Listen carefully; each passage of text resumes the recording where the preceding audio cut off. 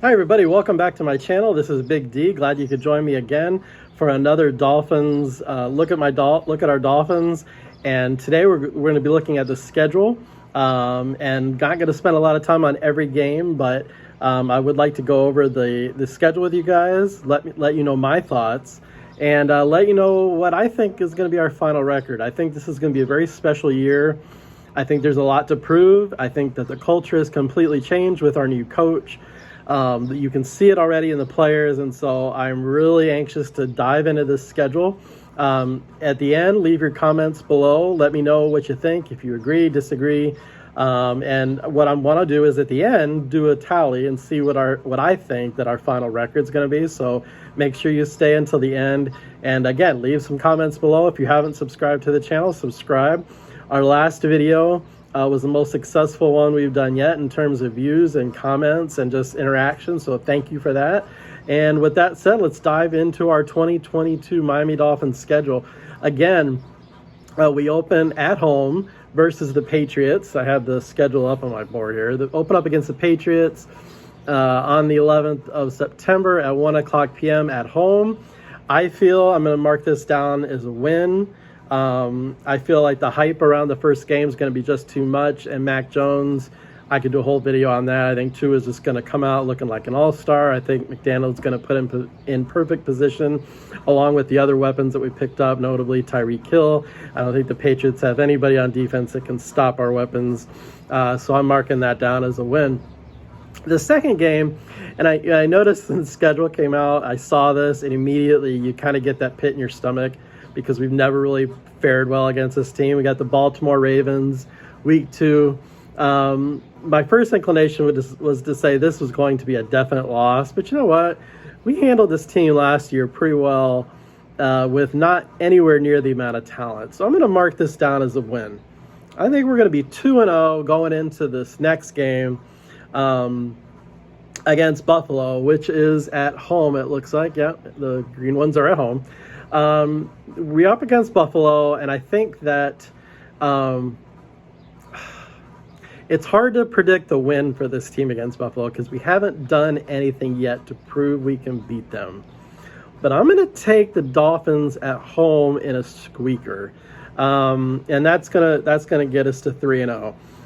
I just think this team is going to be on such an energy high. I don't know that Buffalo can match it. I think we still have a lot of work to do to get up to their physicality, but I think Miami's going to pull this out. I think this is going to set the tone for the whole season. Back-to-back wins against perennial teams. Will be 2-0 in the division at this point. So I'm going with Miami starting 3-0. Big win for Miami, probably the biggest win they've had in years at home in front of a packed house at Hard Rock. So that's 3-0. Then week 4. We travel to Cincinnati. This is where I think we're going to get our first loss. I just feel like I feel like Tua is going to do really good this year, but I think Joe Burrow is not going to outplay him because they're at home. I kind of feel first inclination this might change, but I feel like this is the opportunity. Miami's not going to win every game, and I think they're going to come off the high with a rookie head coach, maybe a little underprepared for this game. So my first inclination is to say this is going to be Miami's first loss of the season. That's going to put them at 3-1. Then we travel over to New York against the Jets, and I feel we are going to win that easily. So that's going to give us 4 wins and 1 loss.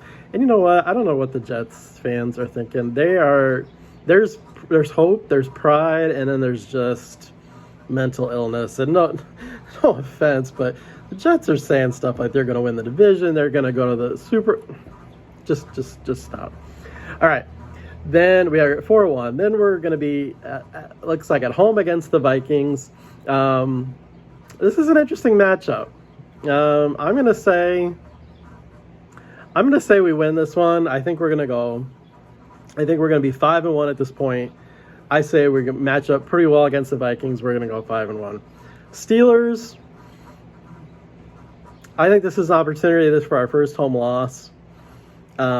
We don't really usually play well against the Steelers. I might change my mind on this one, but I'm going to mark this down in the loss column. I think this takes us to 5-2. 5 wins, 2 losses, not too bad after 7 weeks. Then the next 2 weeks looks like we face the NFC North. We've got the Lions and then the Bears. I'm going to mark both these down, even though they're on the road. I'm marking both of these down as wins. That'll take us to 7 wins, 2 losses. I just don't see the Lions or Chicago by this point in the season being any kind of threat to us. So that's what I'm going with. I'm going with the Dolphins in both of those. Then moving on to week 10, looks like we have the Browns. I see nothing but a dumpster fire where the Browns are concerned. So again, I'm going with Miami in this, 8-2. Going into the bye, I think the team feels really good about where they're at. I think that even with the victory over Buffalo, I think Buffalo is going to be right with us in the standings. If not, maybe even be ahead. They may even be 9-1. I haven't looked at the Bills' schedule, but I think we're going to be right up there. It's going to go down to the wire with that. So that's week 11 is our bye. Then we play the Houston Texans at home. I don't see any problem at all with that. Thank you, Laramie Tunsil, for all you've done for us. That takes us 9-2. Here's the stretch that gets a little bit awkward because, again, we have a rookie head coach. The next 2 following weeks, we've got 2 West Coast games. And then the following week after that, we've got Buffalo again. I'm going to say that the Dolphins split this West Coast series. I'm going to say that they beat San Francisco and go to 10-2. And then I'm going to say we lose against the Chargers just because back-to-back West Coast games I think is going to be a little bit too much for the rookie head coach and the players at this point in the season. So I'm going to say we lose that one. I'm going to say we go 10-3 after that. And then I'm also going to say that we lose back-to-back for the first time all year. I think that we are going to split the season series with Buffalo. We're playing this one away. I think there's going to be a lot on the line for this, and I don't think Buffalo loses at home. I don't think we're quite there to go up to Buffalo and beat them. I may stand corrected. I hope I stand corrected. But I just don't see us going to Buffalo after a West Coast trip. Now, had this been after a bye or maybe just one West Coast trip, I'd say, okay. Back-to-back West Coast trips, I think, is just asking way too much to do that and then go up to Buffalo and beat them too. So at this point in the season, I say we're 10-4. Then we come back home for the first time as far as a long time I can remember. We're playing Green Bay at home on Christmas Day. I'm chalking this one up to Miami. I think that Miami is going to be hyped. We're getting to be ready to set ourselves up for a playoff run. That's what's going to put us at 11-4 at this point. Then we're going to go up to New England, and this is a tough one for me.